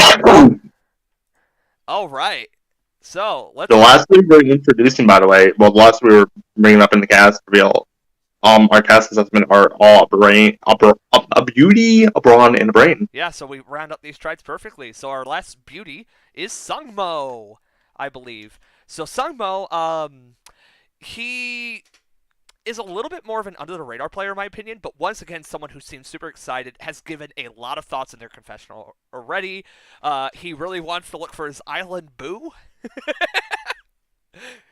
his island husband, if you will, and yeah, he's very analytical. Is what I found interesting. You know, breaking down stuff like the buff color on the Mangatar and an assessment of um, what you should do within your tribe setup in order to position properly and everything. And I think that's pretty cool. Seeing a player associated with beauty be that very analytical for us. Once again, crossing over between these tribe lines. Um, and I love the analysis. Like, there's a lot here already, multiple paragraphs, and we haven't even started yet. And I can't wait to see these deep breakdowns of the dynamics during the season. So Sungpo's going to be a pretty interesting player. I wonder if he's going to be a little bit more game oriented, and I wonder how that's going to affect his position on a tribe that is filled with these players who are primarily personal oriented. You know, like Benj, Hannah, Reagan. These are all players that strike me as someone who, as people who prioritize personal connections above all else. Can Sungmo fit in with those personal connections, or is it all about the game? Because if it's all about the game, that's not going to go too well. You're not going to get as far into their corners as you would if you made those deeper personal connections there. But I'm here for the analysis. I think it's fantastic. Tommy, what is your thoughts? What are your thoughts on Sungmo? Sungmo will probably be the biggest surprise this season. He comes off as a very strong player, as you mentioned, very analytical. I just look at the professional game hasn't even started yet, but already coming up with analyses, which is not very common to be honest when it comes down to the these players playing Destino. I do think Sungmo will be one of our like standout players in the season. And I do think they have potential of being one of our fan favorites. So to take from Shane here, we have his words. I'd say he's likely going to be on the quieter side of the cast, who loves spending time talking about strategy. So if they're able to incorporate that with these relationships they build within their tribe, they may become one of the more trustworthy players this season. I could see them flying more under the radar and people wanting to work with them until it's too late for the rest of the cast to realize how big of a threat he may become. So that's Sugmo. That's our beauty tribe wrapped up. We will discuss the tribe as a whole shortly, but we will move on to our next contestant, who is SPKT. My mind just sees that and just always thinks spicked, and I don't want to say spicked. It just sounds very vulgar, but I just read that, and that's what my mind goes to every time. So the last member of our Brawn tribe. So SPKT has played a variety of orgs at this point. Has a little bit of history under their belt, including probably best known Beta org, making it to the first jury position, in addition to winning and getting runner up. So overall, pretty solid placement so far. Pretty strong in terms of org paths. So I think SPKT definitely can, by their record, show that they can go far and do well. And I think we just have to see how it goes with each twist, of course. These twists throw so much prediction planning out the window. Um, but once again, somebody that strikes me as a little analytical. You saw, like, in their interview, they broke down, like, their assessments of what they considered brain, brawn, beauty in terms of play style and everything. Um, and I think that's something that's always nice to see. You don't see enough over analysis in these orgs, so it's always refreshing to get that kind of perspective. So I'm curious to see what we get in regards to the brawn element of everything. Decent challenge strength and everything. So yeah, let's see how SPKT comes out swinging. Tommy, what are your thoughts? Well, I'm just gonna say SP, just so I don't have to say those four letters and like fuck them up somehow. It's SPKT. I S okay, petite. OKAY. Okay, why? Anyways, I do think SPKT does. I it's more of a dark horse type energy I'm getting from them. There's part of me like that thinks it's almost like a miscast for them. Like, but at the same time, I'm just not sure. But then again, like a lot of these players in this game are like they could fit into a bunch of different tribes. So maybe SPKT could like fit onto this tribe. I'm unsure. Again, a dark horse. I can't really get a strong read. Well, I think also if you read SPKT's analysis of these different categories and everything, it's not that they are like a traditional brawn in terms of like jocks being like this big jock or anything, right? This big athlete. It's more so about like will and endurance and everything in that way. It's and Kind in of, addition to that, kind it's of like about Alicia Holden. Because that's almost something like that. Yeah, that's sort of the vibe that I'm getting in terms of okay. If SPKT's you're making it opinion sound like there. that, then I can see the relation. Yeah, and also it just comes down to personal definition. What your definition of a brain or beauty or brawn might be may not be what SPKT's analysis is, right? So that might be part of the reason why. But I mean, I would say that I definitely get the vibe that SPKT belongs on this brawn tribe, because I think you want those different personalities still. That's what makes it so interesting, and I think I still get the brawn feel. It's just a different kind of brawn than like a Grady or an Aaron or a Life or something like that. Obviously, Life not on brawn still, but that was Life's first choice and everything. So yeah. So let's go up to Shane's thoughts. I have to do a lot of scrolling now. Excited to see them play Destino, and honestly, I think they're going to be an exciting player to watch. They're on the Braun tribe, and they're proud to be on this tribe. They're ready to prove that not all Braun members are dumb, and they've got the determination to fight hard to break that stereotype this season. Absolutely. And so let's head on to our final cast member. From the Brain tribe, we have the one, the only, Sully. So, Sully is someone who really talks a little bit about um, his own org history and everything, and how it's always been like this big move itis, right? Um, and wants to really change that play style. And so that's going to be interesting to see from the brain standpoint. A lot of brains come in with the game plan, right? They know what they want to do. They are accomplished, and they are doing something that they've done before. It's checklist, it's meta, it's doing what works, right? That's sort of a lot of the brain stereotype a lot of the time. And so the idea of using this as an opportunity to break a lot of your past conceptions of playstyle and everything, and really taking your time and analyzing everything and trying to play like that brain. Really cool to see. So Sully was someone that we all felt really good about casting, obviously. And overall, there's a solid personality there. There is pretty good activity. There is a lot of interest, and I think really Sully's skills in this game comes down to can he hold back that big move itis, or will they really fall into that rut?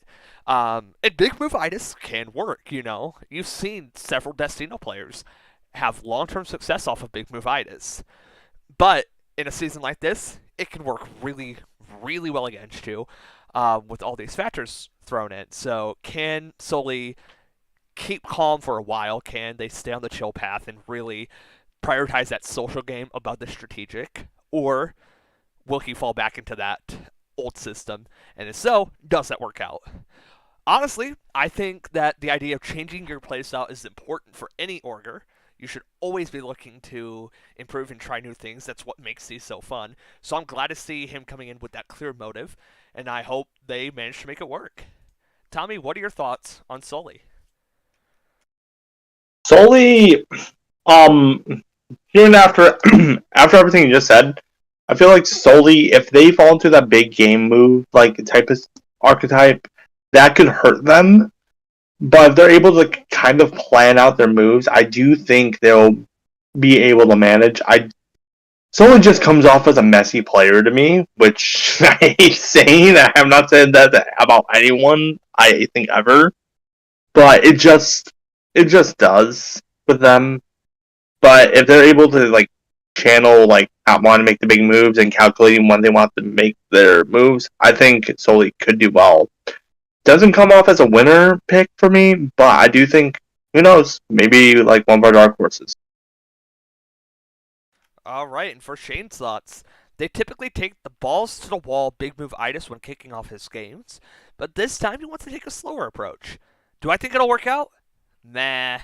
I think either way, they'll be outshined personality-wise by someone like Max. There's a lot of hype on the hosting team to see if they're able to slow his pace, or with how these twists are set up. Will he take the bait and go wild? Going wild is fun, Sully. If you're watching this and you went wild, good job. So, we've gotten through all 18 of our casts, so now we are going to go through the tribes, just quickly assess them all. Now that we've thought about them all individually, how do they fit together as a full unit? And we're going to begin with our Brains tribe here. So we have Alex, we have Sire, we have Iris, we have Max, we have Life, we have Soli. I don't know why I put Life and Max out of order, but I did. We can suck it up. So, I can't suck it up. It's bothering me, Petite. Too bad. It's bothering me. Too bad. Get good. So Shane's heading off for the night. Shane, thank you so much for joining us. We loved having you. Good night. Yeah, thanks Take for some having me. nice will do. It will make you feel better. Yeah. Make both. Got it. Get healthy. We need you. Get healthy. You Got carry it. this If I team die on from your back. COVID, If if you I die die from from COVID, COVID, OT can take my spot. yo, I'm the new bureaucrat. Okay, Shane. Huh? We gotta change some. We gotta Wow. change that plan. Never mind. Give it to Emma. Give it to Cam. I don't You care don't about want to OT give it to anymore. Emma. Anyways, I'm gonna go lay down. Yeah, I don't feel good. So have a good get night. night's sleep. We'll see ya. Hey, dude. All right, Stay bye. healthy. All right. So, yeah. So we have these 6 here. So ultimately, we talked really highly about several of them. I ultimately think, really the hard part in discussing potential first boots and potential alliances is that it's not going to be this tribe going to tribal council. You're always going to have that joint tribal twist, and so I think we just need to talk about this tribe's dynamic on its own, and then potentially predict where people might have other options and avenues. But ultimately, I think we're probably all on the same page here. That probably the most apparent potential weak link may be Soli. Right? Everyone else, I think, does have something to contribute a little more obviously in terms of org history, in terms of social savvy. Solely comes down to, can he manage that thing? We showed some concerns there. But it's not like it's impossible, Solely can come in and be the best player on this tribe. It would not shock me. But I would say probably my expectation for this tribe, as the Brains tribe, is that they would probably be the most likely to potentially cannibalize.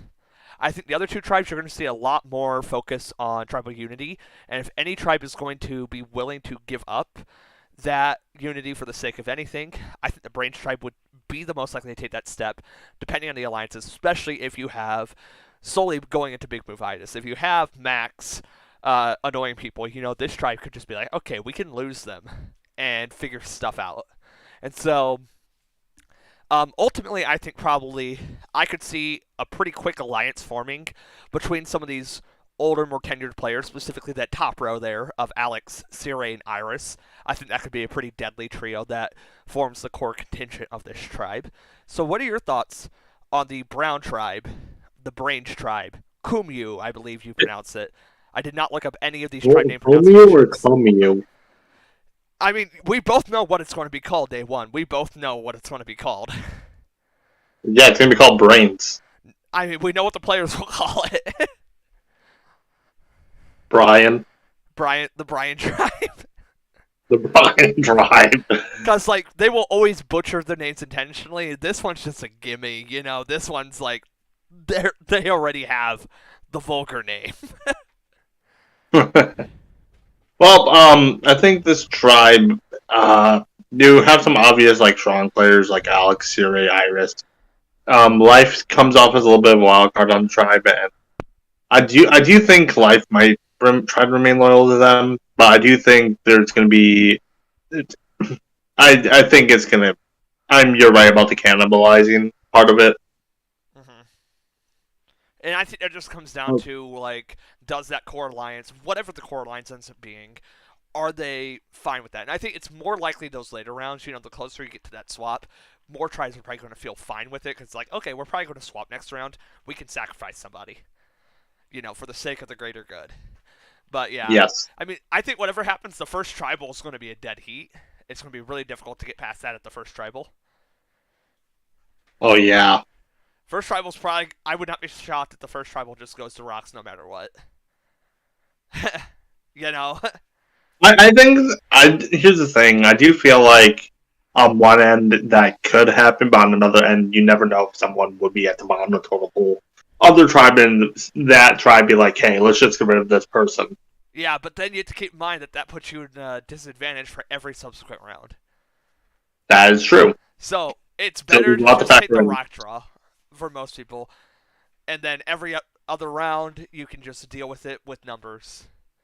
Actually, as you mentioned that, 12-person rock draw would be very fun to watch. 10-person rock draw, technically. Oh, would it be a 10?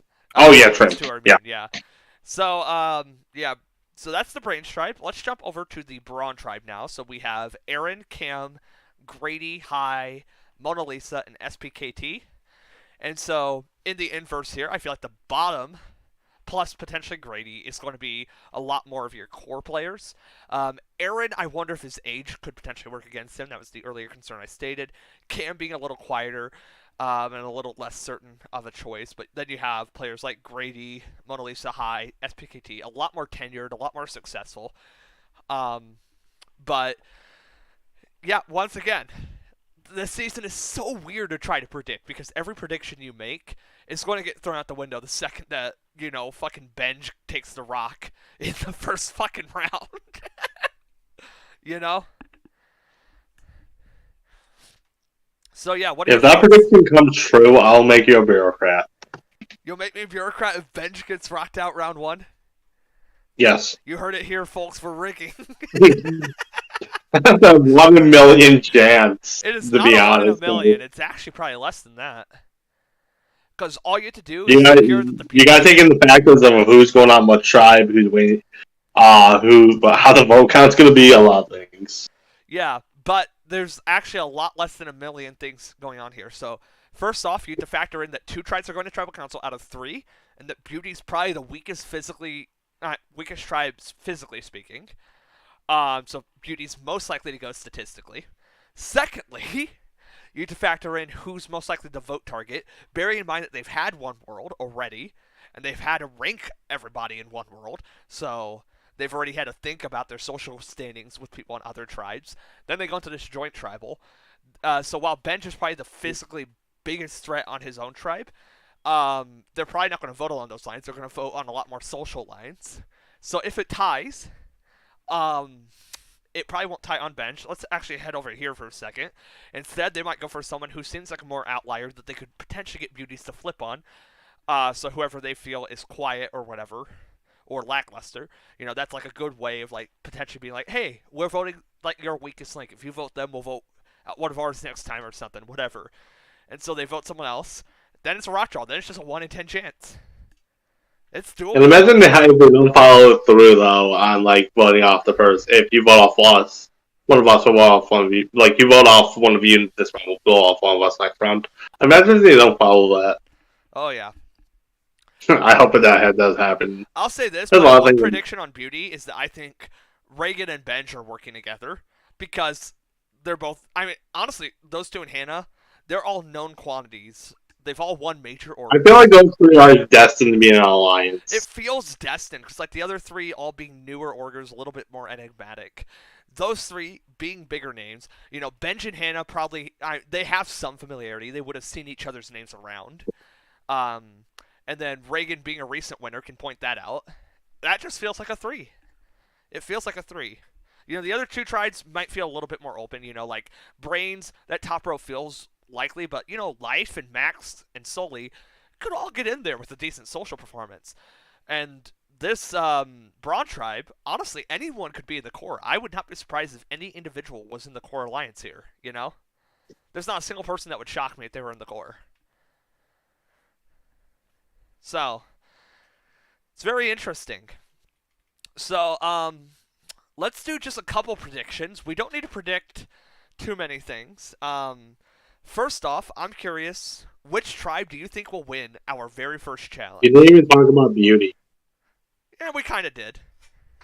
Do you want to talk more about Beauty? We didn't really talk about we didn't really talk about Braun in full either.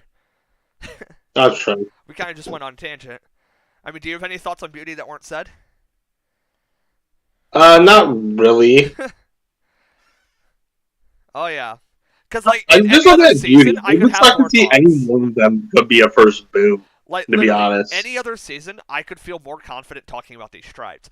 But it's because of the joint tribal, it feels impossible to talk about, right? it really is. Oh my god. Like I could feel really confident talking about this after the one world, and then I could like spectate. Okay, here's what I think could happen with every combination of tribes. But we haven't seen the one world, so we have no idea how these players feel about each other. So it just feels impossible to predict. But we can predict some stuff. So which tribe do you think is going to win this very first challenge, sending the other two to tribal council? Bearing in mind that our very, very first challenge of the season is going to be the Jigsaw Puzzle Tournament. Which is not even a tournament. It's just puzzles. It says Jigsaw Puzzle Tournament. So I'll say this: I don't think Beauty's winning this. I think it's between Brain and Yeah. Braun. And you have some good challenge players on both these for this type of challenge. I think SPKT I and do Greedy. think it's actually gonna be Then Rain Life. that wins the first community. Just I get that sense. I think I could agree with that. It seems like a logical challenge for them to be able to win, sending Braun and Beauty to Tribal Council. And so, I mean, you do have like a couple of like potential things here. Like specifically, we know High and Benj know each other because Benj hosted High and everything, so that's always something. But I mean, is that great of a connection? I don't know. I don't know that it is. It's definitely not as great as like a pairing like say Alex and Benj or that might be like the best example here that I know of, but you know what I mean. We just don't really Yeah, it's have. like the way I kind of think about it is like hosting relationships and like hosting and play. Ah, God, I can't even speak. But just because you host someone in one game doesn't mean there's like an immediate connection. Like you know how someone plays a game, but at the same time, gameplay varies from season And I to always season. find it funny because So people always like suggest that could be a big threat. Like I remember like Shane played a season of something, and people were so concerned over him because he had hosted people in the game before, right? But like as someone who's hosted like yeah, it was called probably Skeleton 200 Coast. seasons or something, right? I've hosted tons of seasons. I don't have that connection with my players. I know how they play. I'm never going to factor that in, right? Like if I know someone's a Yes. physical threat, okay, that's cool. They can win challenges. So be it. If I know someone is like super loyal, I'm not going to exploit that. And even if I was, like, the hosting player relationship is not as strong as people think it is. And I always find it funny that people think it is. But if people are doing their research, they'll find it, and that'll come to light. And one way or another, someone will have to do a trial by fire on that. Somebody's getting Yeah. burned. Somebody's getting burned. But yeah. So we both think Brain's going to win this first challenge, sending Braun and Beauty. So with that in mind, who do you think is first boot between these trides, if you had a guess? Just wild, random speculation here. I am going to make the guess that the first person to be voted out of Survivor Shiretoko will be. I'm going to do one that's a little controversial, probably. Bench. No. No, I don't even think it's going to be Rox. I think it's going to probably be. I'm getting a weird gut feeling that it'll be Barbie. I actually. Yeah, like Barbie has not really been active in the preseason. Which Like doesn't aside from necessarily the mean messages. anything. Like, for instance, this is like a really like far off example, but you remember Tunisia on Canadian? No, We hosted it together. no. You don't remember hosting that season? I don't remember having. I remember being on the hosting team and being annoyed by making the logo, and that turned off everything Well, for me. do you remember that Kiera won that season? Yes. In the preseason, Kiera was. Wait, no, I basically- think I won that. What? Oh yeah, Kiera made final two. Whatever. So Kiera was like final two, played the same game as Isaiah. Like they literally played the exact same game. That was the whole meme of the season. But Kiera was so inactive preseason that we thought she was gonna like quit day one or something, right? That was our thoughts. So she goes on to be tied for the most dominant player that whole season because those two literally just run the show and do whatever they want and tie the vote like 6 rounds in a row. So, inactivity in the preseason doesn't necessarily mean much because you could be conserving energy, you could just not need to say anything preseason. All that matters is when you're in the game. But I don't think it even has to do with the inactivity in the preseason. I just don't know that Barbie's personality is going to mesh well, and I don't know that Barbie is going to thrive in a one-world format with the whole cross-tribe dynamic. And that's just my gut feeling. Okay, I sort of see that. I was going to say Aaron just because of the younger and maybe just for the sake of getting out of Ron. I feel like that would be the strategy of the beauties. But at the same time, you never know. But I'm going to make a wild guess and say, in the event of first tribal council, do you Brain think wins that Grady and community. Mona Lisa would be the type to like say, okay, we're willing to compromise and vote out of Braun? I don't know that they would. I don't think they see would, but I Beauty just being feel like more open to compromise. I just feel like there will be one of them. Like, And for some reason, I feel like Cam, just based off their manga, gives that vibe that they won't be afraid to like throw one of them under the bus. just because it's a Mogatari, you don't like the vibe of Cam. What's that mean? I'm the one who made the Eyes, one Mogatari. purple, one's look at the eyes. One purple, one's a lavender. Yeah, I know. Just I'm aware. So this what? is You what don't like happens the when eyes? I drink a diesel at 3:45 in Bro, the you don't morning. like Cam's eyes, bro. Oh my Cam's gosh. actually pretty cool. I just never. It He just doesn't- feels like God. So when Cam is rigged out first, it's because Tommy didn't like his eyes. You've heard it here, folks. You heard it here. Yeah, this is not a rigged org. We are not cool. Yep, Koror has never rigged. Koror's a saint. I like Koror. That's a lie. I miss Koror. Koror was awesome. That was a fun org. You're not Survivor Rome on the Survivor org wiki. How about that? Okay. Wait, that wasn't rigged. I've rigged. That was I've the whole rigged. thing. I've rigged in hosting before. I am not ashamed to admit. Share it right here, right now. Memorg. Of course, you've rigged in Memorg. Oh yeah, I did, didn't I? Yeah, I did. I did rig there. We've all rigged. All right, and Yeah, so let's rig right now. Let's kick out Bo. let's just go for one final big prediction, okay? So we predicted our first boot, our first loss. There's all sorts of others we could do, but at the end of the day, there's one prediction that matters. Who, right now, is the winner of Shiretoko? I. Alex. You're going to go with Alex. Interesting. That's not a bad choice. That's not a I said bad it shout at earlier, all. and I will say it again. I think Alex is our I will potential say winner something this season. interesting that I've noticed. I'd say the last 2 seasons, arguably one of, if not the most obvious preseason choice, was the winner for Akira and Gato. They were both really strong preseason candidates. So is that a continuation? Because then you had like Wims, who was someone we didn't really have on our radar preseason, right?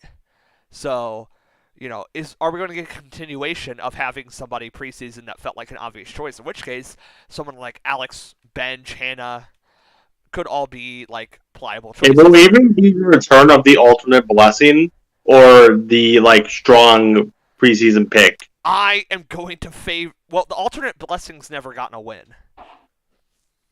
They've Are you only sure? Because wasn't Wims an alternate initially? if well, I don't think Winslow's Because an the alternate. way I I'm think thinking he of was full alternate, cast. someone who was either A was supposed to be alternate for one season but ended up on another, or two was supposed to be I was thought an alternate who I eventually got thought out of the Wins was cast. originally cast, but that's besides the point, anyways. But I think I think they were. It was wait. I think they were initially an alternate, but we were considering people in the case that someone didn't respond to the job, and Wims was just that person we wanted. all right, I want to go with a choice that I myself find controversial, but I'm going to go for it. Actually, it's not controversial. I lied, but I want to go with Sire. So you're right. Sire. I don't know why I get the Oh, win so we're vibe. both full of brains. I don't blame you for choosing Zure. The fourth place I'm not in gonna lie. I almost said Max. But I went with my gut. My gut says Sire. imagine the Giga Chad winning the season though. Now here's the thing that'll probably change your host predictions. I'm literally going off of gut feeling right now. It'll probably change all my host predictions. But if Max wins, if Sire wins, just know I called it. But we both think of Brain. That is interesting. Yeah, I and Sire does come off as a strong player. The only Braun I kind of get that vibe from is High. And then Beauty. Oh, High. Yeah, High's the only one that gives me that vibe on Braun. And then the only beauties that do are just because it's the ones I know. Because half the beauties I just don't know enough about right now, and I need to see their early games. And then the other half, they've all won big orgs, and it feels like a cop out. you know. So yeah, I don't know why I'm getting the vibe from Sire. I'm going with Sire. So yeah, that's our predictions. So, you feel good about those? I never feel good about anything, but Perfect. I guess I do. So, before we wrap up, is there anything final you'd want to say on this almost 2 hour long episode of Destination? This is okay. This is a season I'm very excited for. The cast looks like one of the best ones we've had in a long time. I will even say this is probably one of the best newbie casts we've had. I even do think this may be one of the high tier seasons we have if everything goes well. From a preseason standpoint, I would go so far as to say this is the best cast we've ever had. I would. I'm not going to fault you there. I do think this has potential to be one of the best casts. I just hope they deliver they are the best cast we've ever had. Yeah, what's the competition? Wisman's Wood? I think this is a better cast on paper than Wisman's Wood. The one thing that went favor for Wisman's Wood was how dynamic it was. If this season has that much has that level of dynamics while having this cast, I think it's better than Wisman's Wood. Straight up. So yeah, I'm hyped. This is going to be a good season. We can't wait to see how it unfolds. So unless Tommy has anything else he'd like to say, then we can wrap this up.